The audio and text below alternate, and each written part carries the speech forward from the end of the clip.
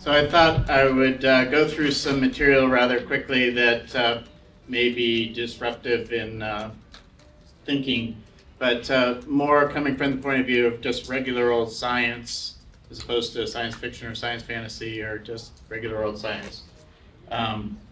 So one of the things that we have many people come through Singularity University that from all over the world, top scientists, and I ask pretty consistently, what's your minimum definition of life? And you get all kinds of different things with entropies and autocatalytic cycles and different kinds of things, but if you want to reduce it down to the most minimum, it seems to be that life is information. And so a little bit, I'll talk about complexity as it relates to information. And the distinction between biology and internet, in that biology is information and internet is information, but the amount of information that's in a single cell is, if you go down to the molecular level and the electron level, there's more information in a single cell than there is in the entire internet now. So we're learning this as we do the human genome project and the human microbiome projects, that the amount of data that's coming out of just sequencing the DNA of these things is starting to exceed the capacity of the internet to even hold it. And so the distinction between biology and electronic technology is many things are hybrids. In particular, the core of the traditional phone network and the core of, say, for example, FedEx are actually part computer, part human. They're hybrid biological electronic types of systems. On our bodies itself, we're also hybrid.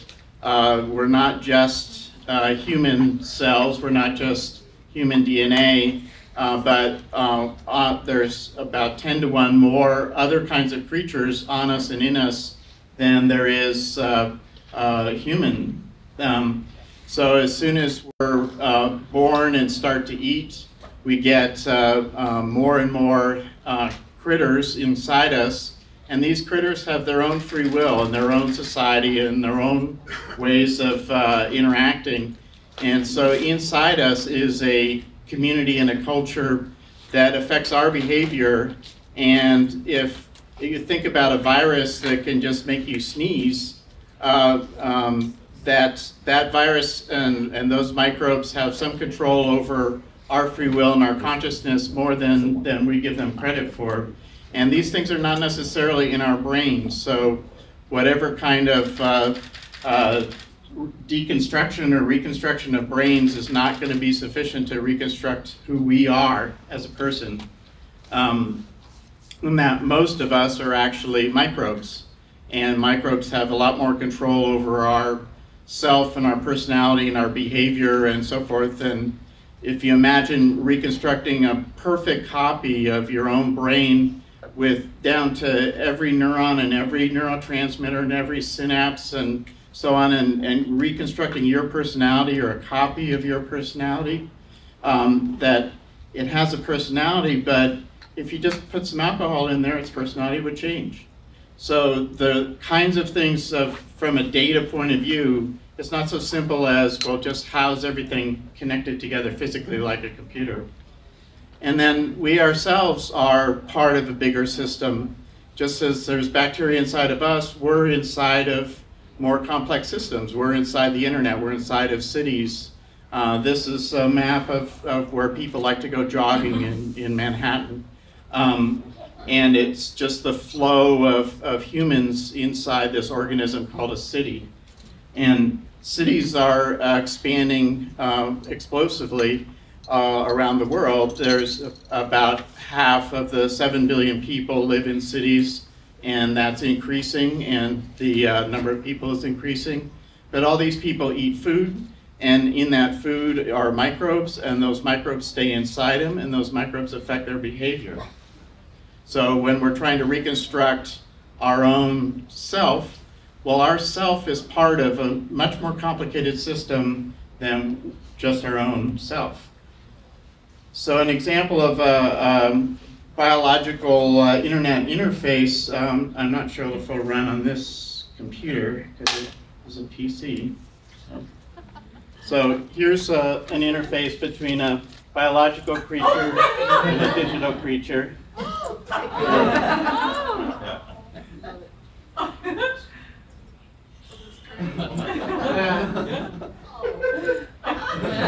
Now, they have moods and they have free will.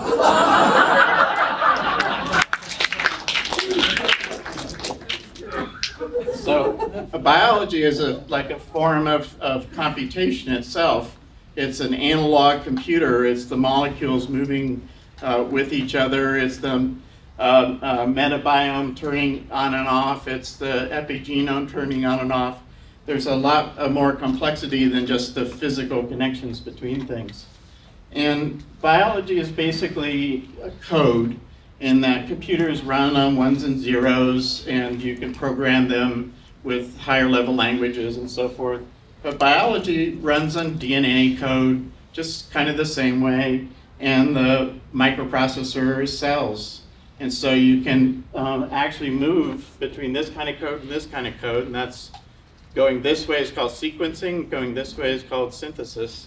But the programming of computers and the programming of biology is actually very parallel and not that difficult to conceive of in a way.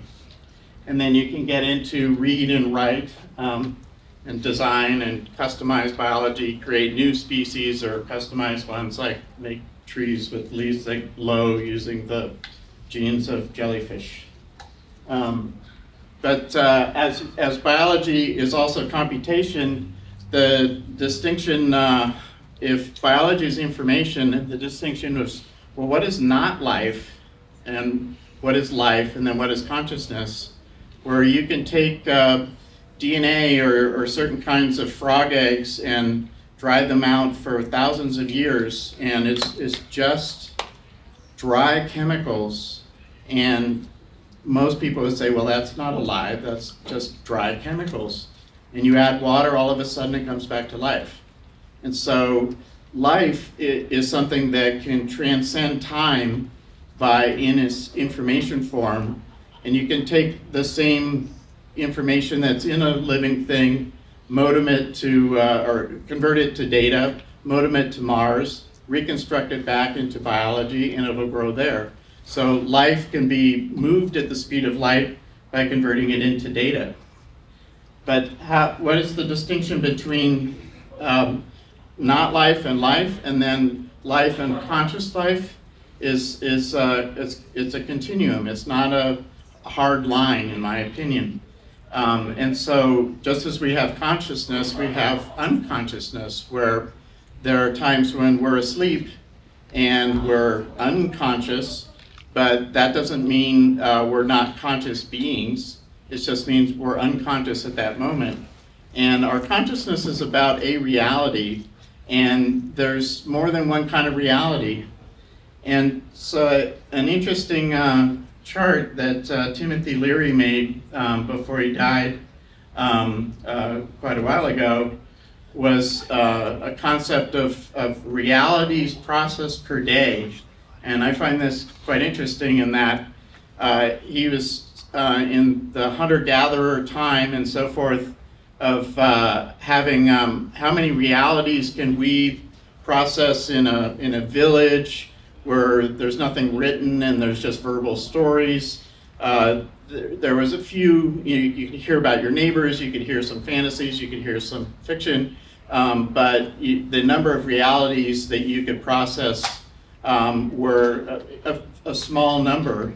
But then with the advent of books, and then TV, and then PCs, and then internet, and then the billion channels of YouTube, the number of realities, like reality TV shows with the Kardashians in French, that you can choose to process per day, that's expanding at a very rapid pace. And it's an interesting insight that he had even before the internet was called the internet. So realities, their odds are more realities than we're conscious of. And this has been explored in various ways, but something to consider is what we consider as a reality. What we consider ourself may not be just ourself, and what we consider a reality is probably not all of the realities that are possible. We're just only conscious of a small number of them. The exploring inward is a way to discover some of the others. So evolution is an important element of biology, and evolution applies to consciousness as well. And our consciousness is evolving. One of the things that as a species we're doing right now at a conscious level is we're expanding. This is like the satellites and junk we put up in space for real, and we're broadcasting radar, radio, and TV and so forth out into space. And there's Fermi has a paradox as to, well, why can't we see other civilizations somewhere else doing the same thing? I mean, why would they not be there? Could we be the only one? Or is there another explanation? So Ray Kurzweil has done sort of an evolution of consciousness from physical matter to chemistry to biology with technology, like with your phone in your hand, to the Earth waking up and the internet and the universe waking up.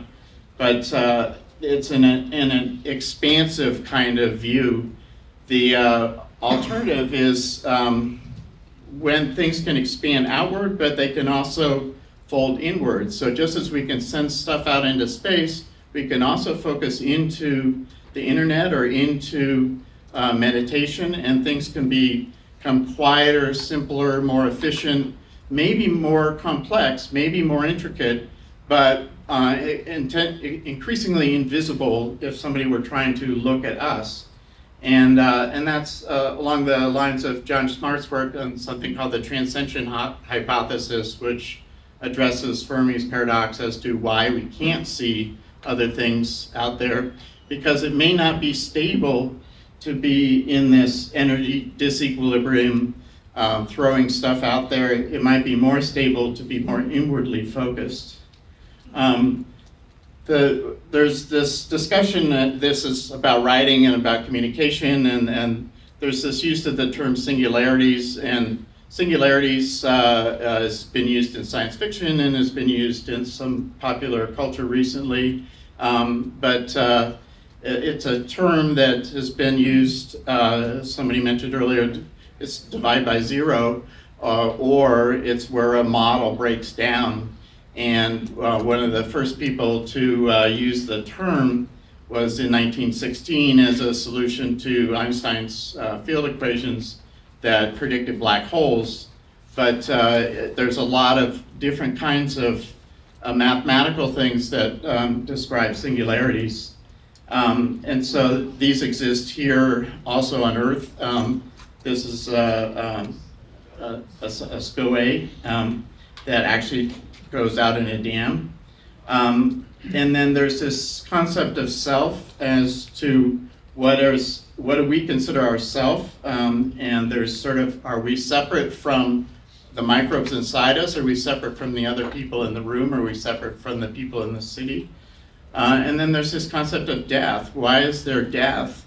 Well, one reason is death and sex go together.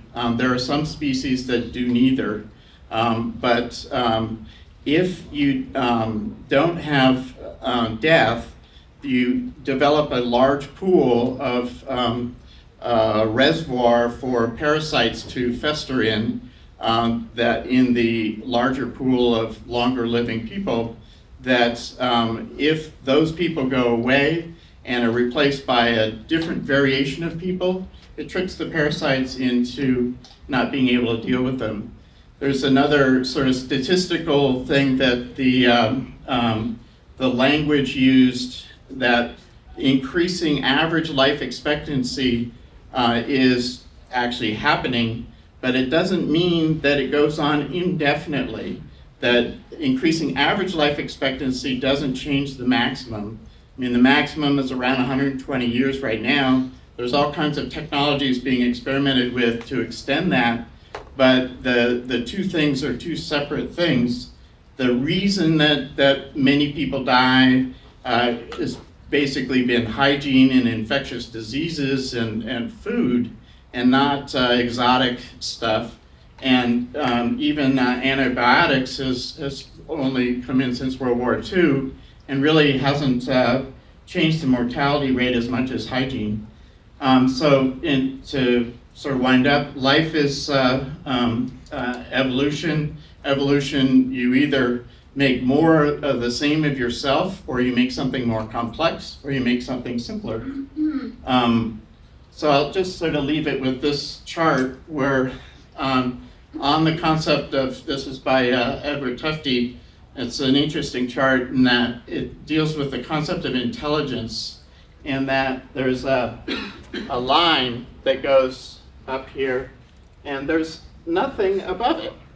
And so intelligence as a parameter as to, well, isn't more intelligence going to be better, isn't necessarily evolutionary evident.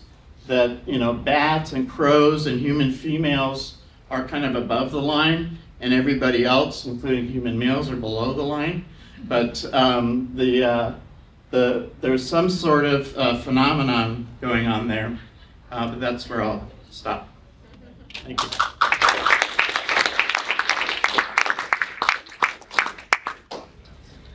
We have time for just a couple of questions before the lunch break. The mic has disappeared. Who's got the mic? Oh.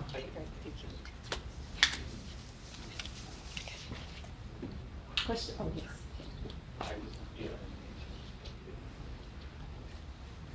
Can you offer us examples of how microbial populations affect people's personalities?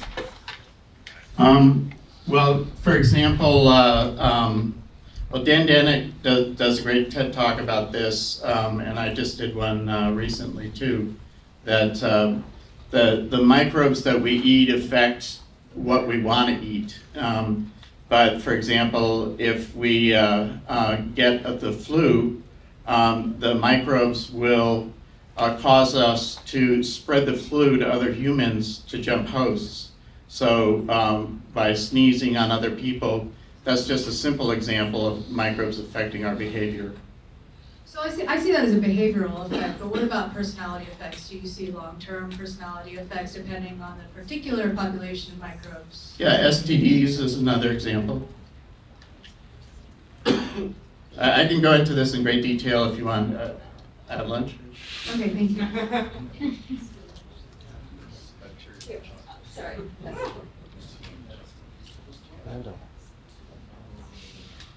Okay, I guess it's sort of like an encore to what was just asked. It's just that obviously microbes, disease, etc. affect our personality, but isn't it equally true to say that everything that we interact with affects our personality? I mean, isn't that how our personality forms in the first place, is that we go through various experiences, whether it be various microbes we get, or an accident we get into, or a relationship we just have, or whatever. Yeah. Of course, everything affects our personality. Like whether or not we have a Big Mac or a salad affects our personality, and that is infectious across families. And so it changes like family dynamics. It changes where did the kids want to go have dinner. It changes what kind of relationships you have based on the food, which is based on the microbes. So you can see where I'm going with this probably, because you made the link there where you said that basically if you want to reconstruct your personality, it's not enough to reconstruct your brain because these microbes have an effect on your brain. And of course everything else has an effect on your brain too. That's right. And so you could reconstruct a brain absolutely perfectly in this moment in time before lunch, and the data will be different after lunch. And I think you just plugged lunch. Yeah. Okay, so